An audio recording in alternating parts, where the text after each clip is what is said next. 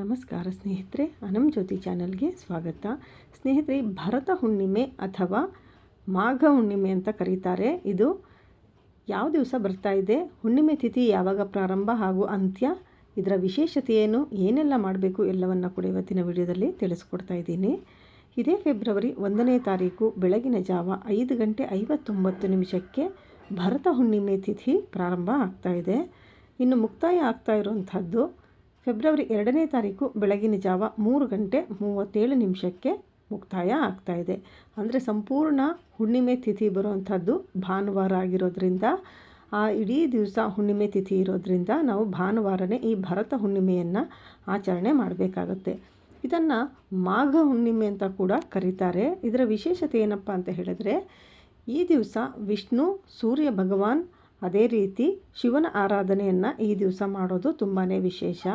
ಹಾಗೆ ಈ ದಿವಸ ನದಿಗಳಲ್ಲಿ ಪುಣ್ಯ ಸ್ನಾನವನ್ನು ಮಾಡುವಂಥದ್ದು, ದೀಪಗಳನ್ನು ಹಚ್ಚಿ ನದಿಯಲ್ಲಿ ಬಿಡುವಂಥದ್ದು ತುಂಬಾ ವಿಶೇಷ. ಈ ಮಾಘ ಮಾಸದಲ್ಲಿ ಮಾಘ ಸ್ನಾನವನ್ನು ಎಲ್ಲರೂ ಕೂಡ ಮಾಡ್ಕೊಳ್ತಾ ಬಂದಿರ್ತಾರೆ.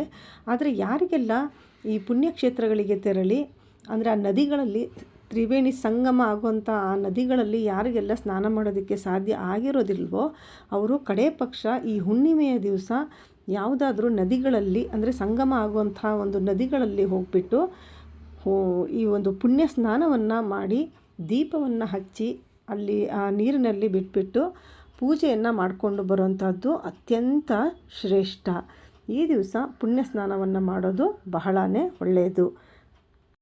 ಇನ್ನು ಈ ದಿವಸ ವಿಶೇಷವಾಗಿ ಶಿವ, ವಿಷ್ಣು ಹಾಗೆ ಸೂರ್ಯದೇವನನ್ನು ಪೂಜೆಯನ್ನು ಮಾಡಬೇಕಾಗತ್ತೆ. ಅದೇ ರೀತಿ ಆ ದಿವಸ ಸಂಜೆ ಚಂದ್ರನಿಗೂ ಕೂಡ ಪೂಜೆಯನ್ನು ಮಾಡೋದು ಬಹಳನೇ ವಿಶೇಷ. ಯಾಕೆಂದರೆ ಹುಣ್ಣಿಮೆ ಆಗಿರೋದ್ರಿಂದ ಹಾಲು ನೀರನ್ನು ಅರ್ಪಿಸಿ ಚಂದ್ರನಿಗೆ ಕೂಡ ಆ ದಿವಸ ಪೂಜೆಯನ್ನು ಮಾಡಿ ಅರ್ಘ್ಯವನ್ನು ಕೊಡಬೇಕಾಗತ್ತೆ.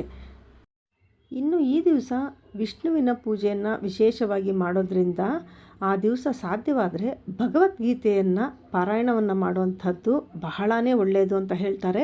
ಇದರಿಂದ ಅತ್ಯಂತ ಶುಭ ಫಲಗಳು ದೊರೆಯುತ್ತೆ ಅಂತ ಶಾಸ್ತ್ರಗಳಲ್ಲಿ ಹೇಳಲಾಗಿದೆ. ಸಾಧ್ಯವಾದರೆ ಆ ದಿವಸ ಎಷ್ಟು ಸಾಧ್ಯನೋ ಅಷ್ಟು ಭಗವದ್ಗೀತೆಯನ್ನು ಆ ದಿವಸ ಪಾರಾಯಣ ಮಾಡೋದು ತುಂಬಾ ಒಳ್ಳೆಯದು. ಹಾಗೆ ವಿಷ್ಣು, ಸೂರ್ಯದೇವ, ಶಿವನಿಗೆ ಸಂಬಂಧಪಟ್ಟಂಥ ಸಣ್ಣ ಮಂತ್ರಗಳನ್ನು ಹೇಳ್ಕೊಳ್ಳೋವಂಥದ್ದು, ಅಷ್ಟೋತ್ತರಗಳನ್ನು ಹೇಳ್ಕೊಳ್ಳೋವಂಥದ್ದು ತುಂಬಾ ಒಳ್ಳೆಯದು. ಹಾಗೆ ಈ ದಿವಸ ಹಣ್ಣು ಹಾಗೆ ಫಲಹಾರಗಳನ್ನು ಸೇವನೆ ಮಾಡಿ ಉಪವಾಸವನ್ನು ಇದ್ದರೂ ಕೂಡ ತುಂಬಾ ಒಳ್ಳೆಯದು. ಅಥವಾ ಆಗೋದಿಲ್ಲ ಅಂತ ಹೇಳುವಂಥವರು ಒಂದು ಹೊತ್ತು ಊಟವನ್ನು ಮಾಡಿಬಿಟ್ಟು ಪೂಜೆಯನ್ನು ಮಾಡಿಕೊಂಡು ಆ ಒಂದು ಭರತ ಹುಣ್ಣಿಮೆಯನ್ನು ಆಚರಣೆಯನ್ನು ಮಾಡಿಕೊಳ್ಬೋದು. ಇನ್ನು ಕುಟುಂಬದಲ್ಲಿ ಆರೋಗ್ಯ, ಸಮೃದ್ಧಿ ಹಾಗೆ ಮನಃಶಾಂತಿಗಾಗಿ ಈ ದಿವಸ ಹುಣ್ಣಿಮೆಯ ಪೂಜೆಯನ್ನು ಮಾಡಬೇಕಾಗಿರೋದು ತುಂಬಾ ಒಳ್ಳೆಯದು. ಇನ್ನು ಈ ದಿವಸ ವಿಶೇಷವಾಗಿ ದಾನಗಳನ್ನು ಕೊಡೋದು ಸಹ ತುಂಬಾ ಒಳ್ಳೆಯದು. ವಸ್ತ್ರದಾನ ಆಗಿರಬಹುದು, ತಿಲದಾನ ಆಗಿರಬಹುದು, ಅನ್ನದಾನ ಆಗಿರಬಹುದು, ಇದರಲ್ಲಿ ಯಾವುದೇ ಒಂದನ್ನು ಮಾಡಿದರೂ ಕೂಡ ತುಂಬಾ ಒಳ್ಳೆಯದು. ಇದರಿಂದ ಕುಟುಂಬದಲ್ಲಿ ಆರೋಗ್ಯ ಅಭಿವೃದ್ಧಿ, ಮನಃಶಾಂತಿ, ಅದೇ ರೀತಿ ಪಾಪ ನಿವಾರಣೆ ಹಾಗೆ ಆಧ್ಯಾತ್ಮಿಕ ಬೆಳವಣಿಗೆ ಅನ್ನೋದು ಉಂಟಾಗುತ್ತೆ. ಇದೇ ಈ ಭರತ ಹುಣ್ಣಿಮೆಯ ಒಂದು ವೈಶಿಷ್ಟ್ಯತೆ ಆಗಿದೆ. ನೋಡಿದ್ರಲ್ಲ ಸ್ನೇಹಿತರೆ, ಭರತ ಹುಣ್ಣಿಮೆ ಅಥವಾ ಮಾಘ ಹುಣ್ಣಿಮೆಗೆ ಸಂಬಂಧಪಟ್ಟಂಥ ಮಾಹಿತಿಗಳನ್ನು ಇವತ್ತಿನ ವಿಡಿಯೋದಲ್ಲಿ ತಿಳಿಸ್ಕೊಟ್ಟಿದ್ದೀನಿ. ಈ ವಿಡಿಯೋ ನಿಮಗೆ ಇಷ್ಟ ಆಗಿದ್ರೆ ಲೈಕ್ ಮಾಡಿ, ಬೇರೆಯವ್ರಿಗೂ ಕೂಡ ಶೇರ್ ಮಾಡಿ. ಸಬ್ಸ್ಕ್ರೈಬ್ ಮಾಡ್ಕೊಳ್ಳದೆ ನೋಡ್ತಾ ಇದ್ದರೆ ಸಬ್ಸ್ಕ್ರೈಬ್ ಮಾಡ್ಕೊಳ್ಳಿ. ಹಾಗೆ ನಿಮ್ಮ ಅನಿಸಿಕೆಗಳನ್ನು ಕಮೆಂಟ್ ಮಾಡಿ ತಿಳಿಸಿ. ಮತ್ತೊಂದು ಹೊಸ ವಿಡಿಯೋ ಜೊತೆ ಮತ್ತೆ ಭೇಟಿ ಮಾಡೋಣ. ಅಲ್ಲಿವರೆಗೂ ನಮಸ್ಕಾರ. ಸರ್ವೇ ಜನ ಸುಖಿನೋ ಭವಂತು.